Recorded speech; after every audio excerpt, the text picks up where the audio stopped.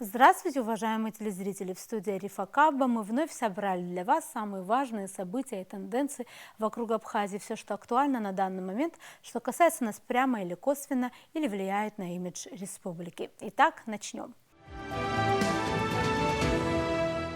И начнем мы с новостей из Тбилиси, где состоялся второй тур выборов в органы местного самоуправления, на который достаточно большие надежды возлагала оппозиционная партия «Единое национальное движение». Но эти надежды не оправдались. Они проиграли почти во всех округах, в 19 из 20, и только в одном, Целинджихском округе, националы выиграли.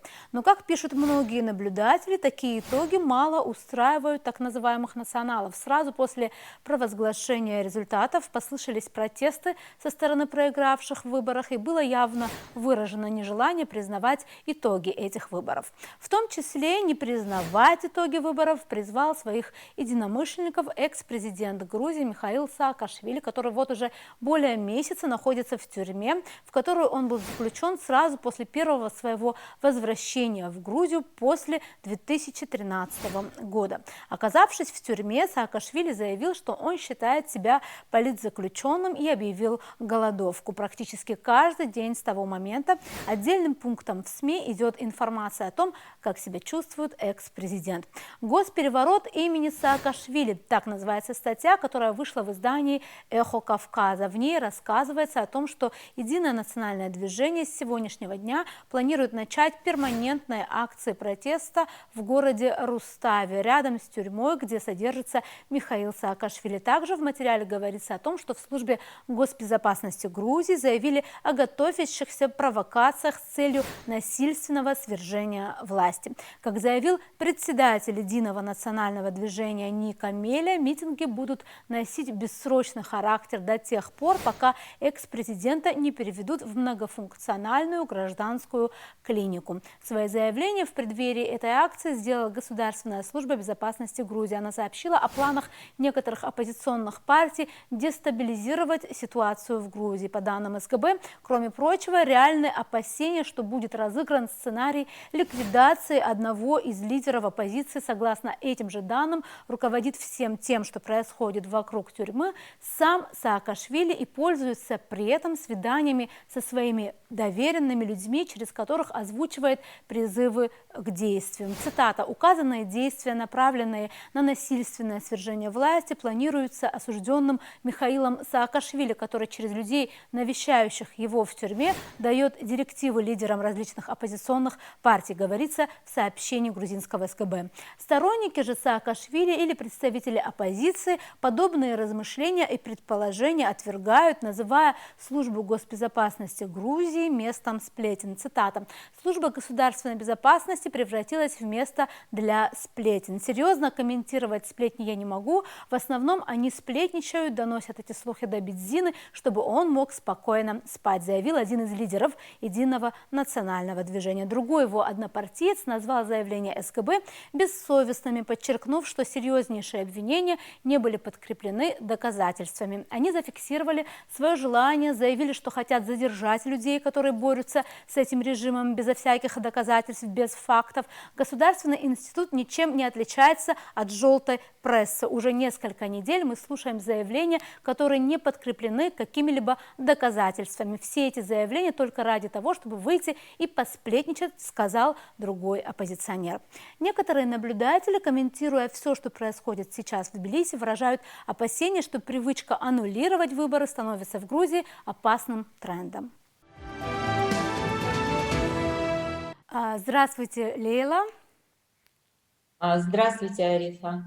В своих публикациях в социальной сети Facebook вы часто делаете различные публикации на важные международные темы, о важных вопросах. В том числе недавно стала опять актуальна, скажем так, одна из ваших старых, можно сказать, публикаций, где вы упоминаете иски граждан Южной Осетии, которые они предъявляют Грузии в связи с войной в августе 2008 года. И, как вы знаете, недавно Европейский Европейский суд по правам человека, он отклонил эти иски, и вы в связи с этим очень так широко высказывались о том, что, возможно, и Абхазии стоит призадуматься на таком государственном уровне, о том, чтобы предъявлять свои иски во всяческие международные судебные инстанции. Вы могли бы пояснить, что конкретно вы имеете в виду и почему вы считаете это важным? Вы знаете, на самом деле с большим интересом мы все наблюдали за тем, как происходит процесс по рассмотрению исков в связи с войной 2008 года. Но надо отметить, что вообще иски были поданы как со стороны Грузии в отношении России в том же 2008 году. Причем я хочу подчеркнуть, что первый иск был подан еще 11 августа, то есть еще до того, как было подписано соглашение Медведева-Саркози, уже был подан иск. Это говорит о определенной такой вот оперативности в этом направлении со стороны Грузии. И надо сказать, что в период с 2008 по 2009 год также было подано множество исков, порядка 3000 исков от граждан Южной Осетии, которые одновременно являлись и гражданами России, тоже по событиям 2008 года. Но здесь я хочу сказать, что существуют различные международные инстанции судебные, и в каждой из этих инстанций есть своя компетенция для рассмотрения дел. А вот в данном случае речь идет об обращении в Европейский суд по правам человека, который рассматривает исключительно дела по нарушению Европейской конвенции по защите прав человека и свобод, которая была принята в 1950 году. И поэтому здесь есть смысл обратить внимание, во-первых, на содержательную сторону исков, а во-вторых, на то, насколько вообще сам смысл подачи в данную судебную инстанцию оправдан. С чем это связано? Если мы посмотрим на те решения, которые были приняты в январе по иску Грузии к России, то мы увидим, что не все позиции, которые озвучивались в этом иске со стороны Грузии в адрес России, были поддержаны Европейским судом. В частности, сам иск по поводу юрисдикции России в отношении фазы военных действий с 8 августа по 12 августа был признан несоответствующим действительности, потому что Россия не осуществляла юрисдикцию в этот военный период. Однако было признано, что в период с 12 августа, после окончания военной фазы, действия России как бы вот нарушали определенные статьи Конвенции Европейской по правам человека. В частности, было признано, что были нарушены такие статьи, как, например, право на жизнь, была нарушена статья о запрете пыток, были нарушены статьи о свободе передвижения, о обращении с военнопленными, ну и так далее. Вот. Поэтому с точки зрения российских интересов, конечно, вот тот факт, что было признано, что за военный период Россия не несет ответственности, воспринималось как, в общем-то, такой положительный фактор для интересов России. Хотя, как мы знаем, Грузия раструбила о том на весь мир, что это такая историческая победа Грузии, поскольку были признаны соответствующими иски по защите других статей Конвенции Европейской о правах человека. Вот иск Южной Осетии, который рассматривался вот буквально совсем недавно в отношении Грузии, в иске была, в общем-то, претензия по поводу непропорционального использования силы в период военной фазы. И вот с точки зрения экспертов, иск в отношении Южной Осетии, он не рассматривался, он был просто отклонен как несоответствующий компетенции суда по самой содержательной стороне. И, как считают многие эксперты, он является как бы неким продолжением того решения, которое было принято в отношении иска Грузии к России.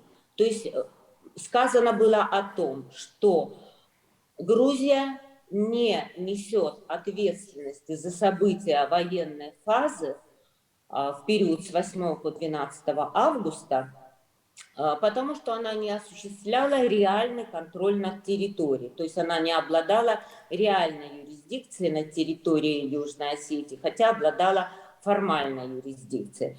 То есть получается так, что именно перечень тех статей, которые есть в Европейской конвенции, именно перечень этих статей может рассматриваться в иске.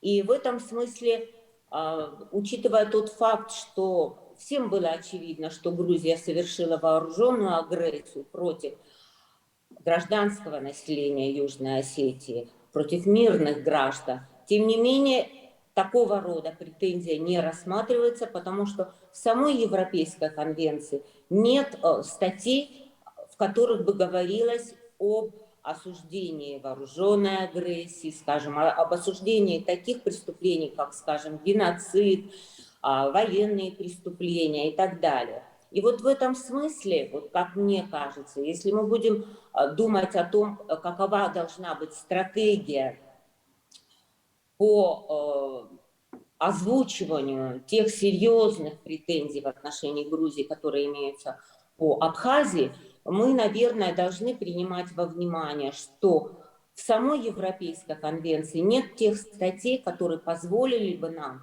сослаться на те тяжелейшие международные преступления, которые совершила Грузия против Абхазии. Это и военные агрессии, это и аннексия, которая была фактически осуществлена в 1931 году. Вопреки воле народа Абхазия была включена, как известно, в состав Грузии. В целом мы можем говорить о том, что была осуществлена такая целостная, системная политика геноцида в отношении, прежде всего, коренного абхазского государства образующего народа. И вот такая концепция нами разработана. Концепция системного геноцида со стороны Грузии, в которой показано, что преступление геноцида совершалось системно на разных уровнях политики грузинской, как в мирный, так и в военные периоды. Кроме того, именно почему мы используем выражение «системный геноцид», мы хотим показать, что это были преступления, которые носили систематический характер.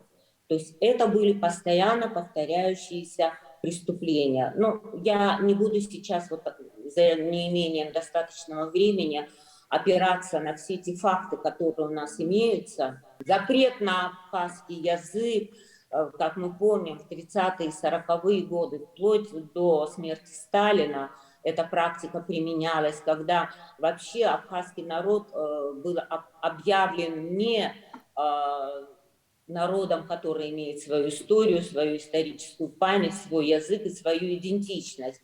То есть это подпадает действительно под конвенцию ООН о геноциде, которая была принята в 1948 году. Мы разработали концепцию системного геноцида абхазского народа, государства образующего народа, коренного народа, при этом народа, который относится к малым народам вообще, которые действительно защищены международным правом в целом ряде международных документов.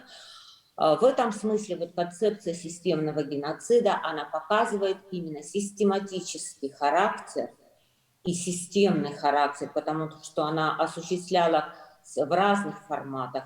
Это были и военные агрессии против народа Абхазии, против государственности Абхазии.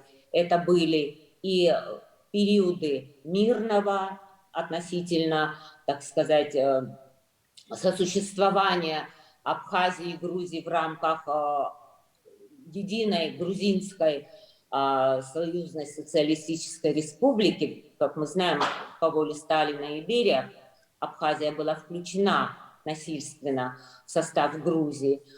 Поэтому вот такая концепция, она показывает именно системный характер вот этого тяжелейшего международного преступления.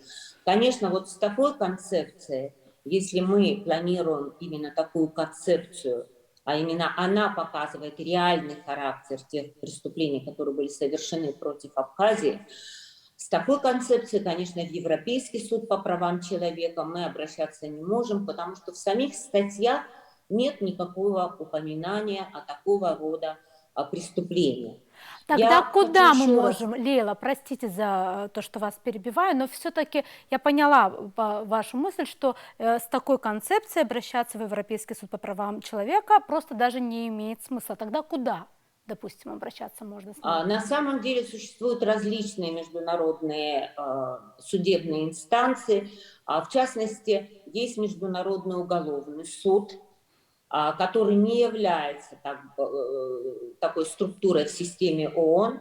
И этот Международный уголовный суд, он рассматривает в основном нарушения и военные преступления, рассматривается как бы вот ответственность индивидуумов. Но, как правило, это не рядовые, так сказать, нарушители, рядовые преступники. Это, как правило, представители высокого ранга политической и военной элиты того или иного государства. Вот в этом смысле, например, Лейла, вот в этом смысле еще довольно понятно и четко можно определить, если иметь в виду именно военные какие-то преступления, вот события 92-93 годов, наша Отечественная война, вот тут уже можно ведь конкретно говорить о каких-то военных преступлениях, и почему бы действительно вот по этому поводу, если даже не брать какую-то историю, не брать, понятно, все, что, о чем вы говорите, это действительно всем нам хорошо известные факты, но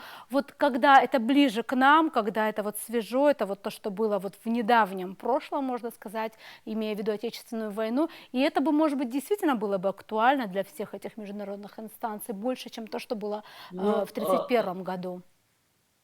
Вы знаете, нет, все-таки я сторонник того, чтобы представлять именно концепцию системного геноцида в отношении абхазского народа в течение всех 100 лет истории взаимоотношений Абхазии и Грузии с 1918 года, с периода первой агрессии и оккупации территории Абхазии, вплоть до самого последнего времени, потому что даже те неоднократные вооруженные агрессии, которые совершались после 92-93 годов, это и Галская война 98 года, это и Кадорские события 2001 года, тоже, когда была нарушена государственная граница Абхазии, это и события 2006 года, когда Кадорское ущелье было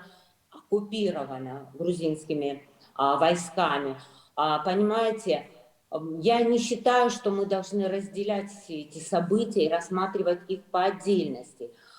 Тем более, что вообще очень сложно доказывать преступление геноцида именно в период военных действий, потому что всегда используются такие уловки и такие контраргументы, когда говорят, что не было умысла, не было специального умысла на уничтожение определенной этнической группы. Это был результат военных действий. Вот это очень явно видно в противостоянии между Турцией и Арменией по событиям геноцида 1915 года, когда Армения настаивает на том, что это было именно уничтожение, мотивированное этнически, а Турция говорит, что это были преступления, которые совершались в ходе военных действий обеими сторонами. То есть я считаю, что все-таки, если действительно принять во внимание, что такая концепция системного геноцида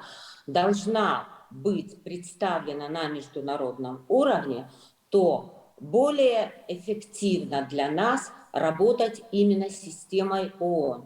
И в рамках системы ООН имеется, например, Международный суд ООН, который как раз рассматривает нарушения, помимо ряда других вопросов, рассматривает нарушения международного права, в том числе различных международных конвенций, различных международных норм, стандартов, устава ООН. И я просто хочу упомянуть, что вот буквально вот сейчас, в сентябре, в Международный суд ООН был подан иск Армении против Азербайджана по Международной конвенции о расовой дискриминации. И буквально через очень короткое время был подан встречный иск Азербайджана, тоже именно по Международной конвенции о расовой дискриминации. В нашем случае, как мне кажется, мы должны были бы работать именно в контексте конвенции о предупреждении и наказании преступления геноцида. Это один из важнейших документов, который был принят ООН после учреждения самой ООН в 1945 году, после принятия устава ООН. Это был важнейший документ, который был направлен на то, чтобы предотвратить и наказать за преступление геноцида, который считается одним из самых тяжелейших. И вот здесь тоже хочу очень подчеркнуть, что, вы знаете, должна быть подготовлена почва для того, чтобы подавать такого рода иски. Прежде всего должен быть создан соответствующий информационный фон.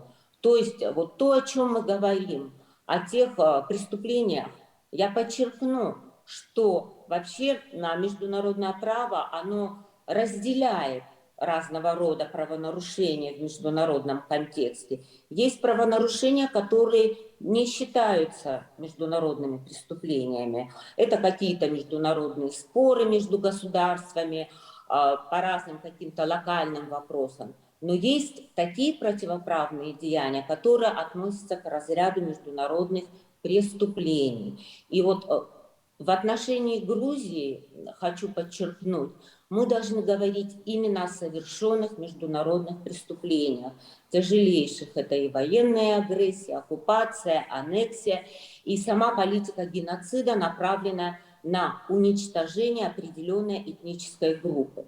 То, что касается современного момента, именно той политики, которая проводится в Грузии в отношении Абхазии. Вот тут я бы хотела, простите, пожалуйста, тоже вмешаться, потому что, к сожалению, времени у нас не так много, и хотя это все интересно, и хотелось бы активнее это все обсуждать, но тем не менее, вот говоря о современности, вы часто высказываете мысль о том, что в Грузии довольно сильны реваншистские настроения, и это выражается в том числе и в том, что на женевских дискуссиях из раза в раз они отказываются подписывать документ о неприменении силы. И говорите о том, что, возможно, и формат должен быть как-то изменен или проработан. Вот ваше мнение, вот подробнее об этом можно было бы услышать? Конечно, очень правильно вы ставите вопрос о том, что в Абхазии действительно существует серьезное опасение того, что военные провокации против Абхазии в рамках декларируемой Грузией такой приоритетной задачи по деоккупации, якобы деоккупации Абхазии, существуют большие опасения по поводу возможности повторения вооруженных агрессий со стороны Грузии в адрес Абхазии. Тем более, что мы видим, как активно милитаризуется Грузия, как активно она пытается подключить НАТО к решению своих проблем.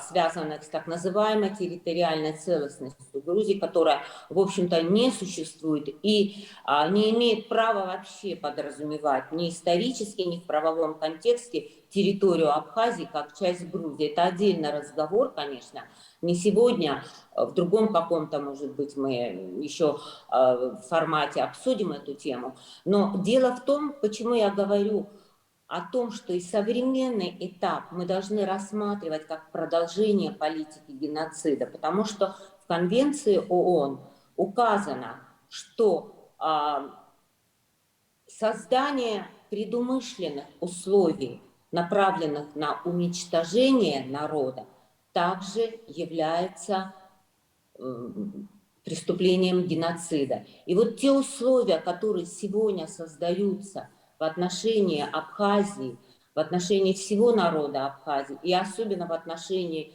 именно коренного государства, образующего малого абхазского народа, именно эти условия создают действительно угрозу для развития вообще Абхазии и ее народа на перспективу. То есть это и международная изоляция, это полное перекрывание различных возможностей для экономической реабилитации территории Абхазии. Мы видим все эти разрушения, которые страна не смогла реабилитировать, потому что она долгое время находилась в блокаде. Сегодня мы находимся под санкциями. Перекрыты все возможности для того, чтобы Абхазия и ее народ могли развиваться. Например, просто санкции Куба рассматривает как, со стороны Америки, Куба рассматривает как геноцид.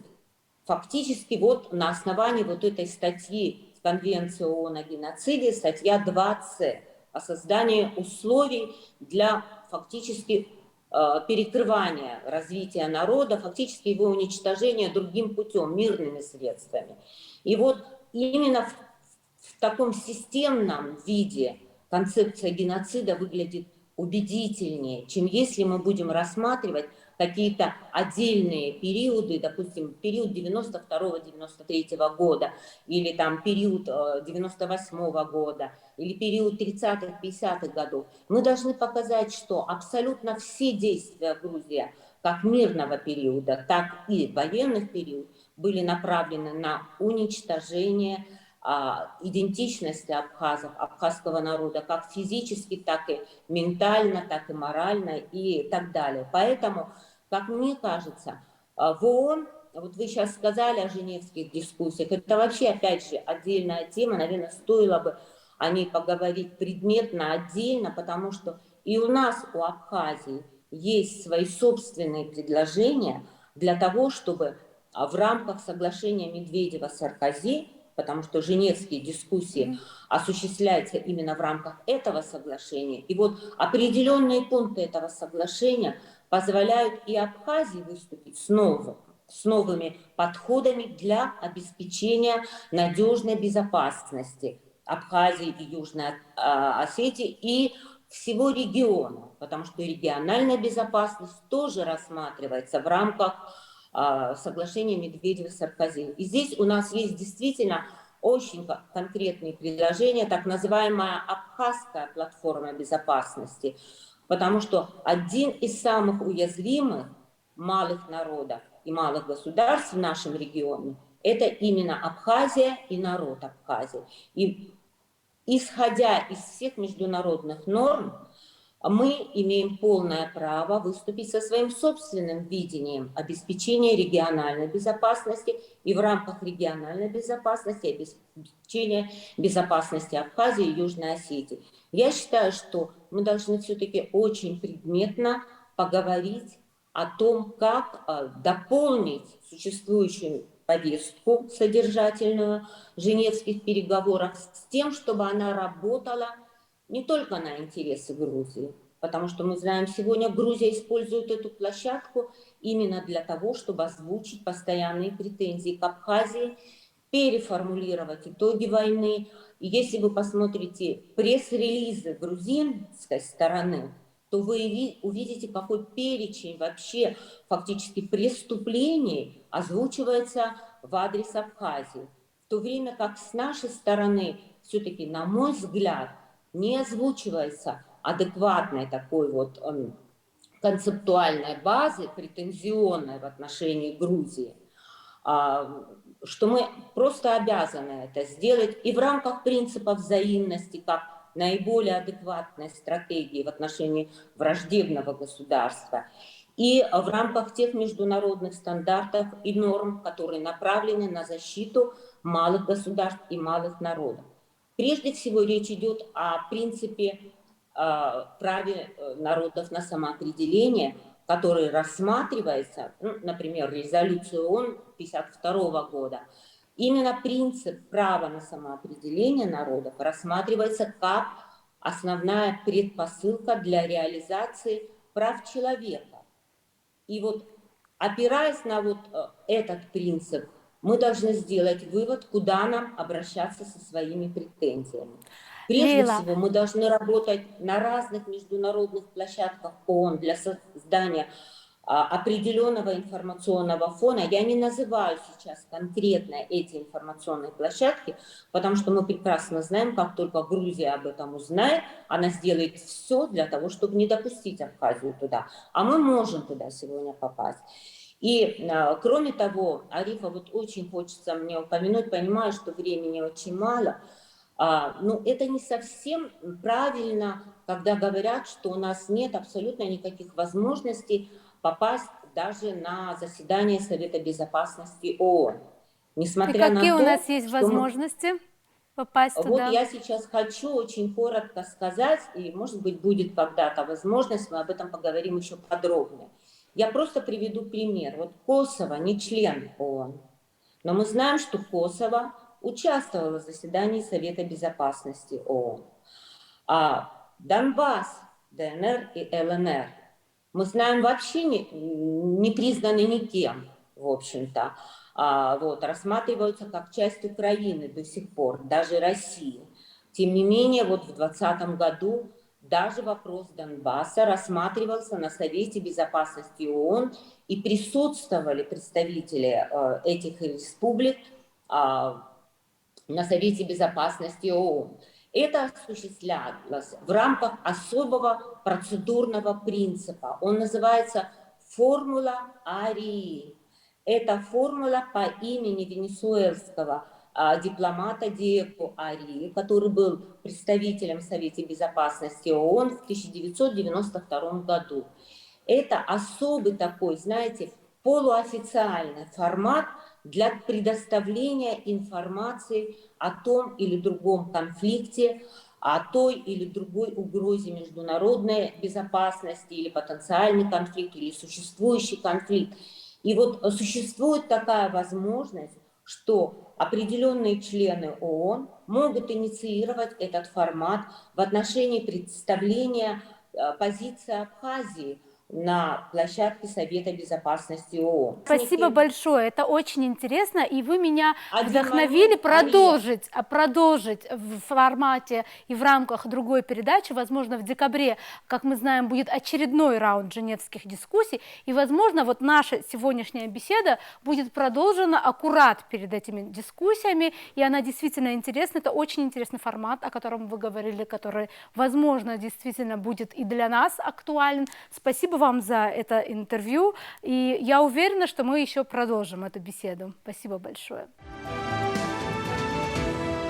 К другим темам. Недавно в одном из выпусков мы обсуждали тему отклонения исков граждан Южной Осетии к Грузии о неоправданном применении военной силы против мирного населения во время войны 2008 года. В связи с этим хотим также обратить ваше внимание на мнение аналитика Лейлы Таня, которое она не раз высказывала на своей странице в Facebook как раз по поводу планомерного продвижения процесса признания Госдумой Российской Федерации геноцида южных осетин со стороны Грузии. В своей публикации Таня также говорила о том, что существует серьезная необходимость в том, чтобы подобный процесс наконец был запущен и со стороны Республики Абхазия. По мнению аналитика, представляется важной скоординированная правовая кодификация преступлений против мира и безопасности со стороны Грузии с точки зрения норм международного права, а также регулярное информирование международного сообщества об этих преступлениях. Также Лейла Таня считает, что в Грузии сильны реваншистские настроения, что выражается в упорном отказе грузинской делегации делегации в подписании документа о неприменении силы на женевских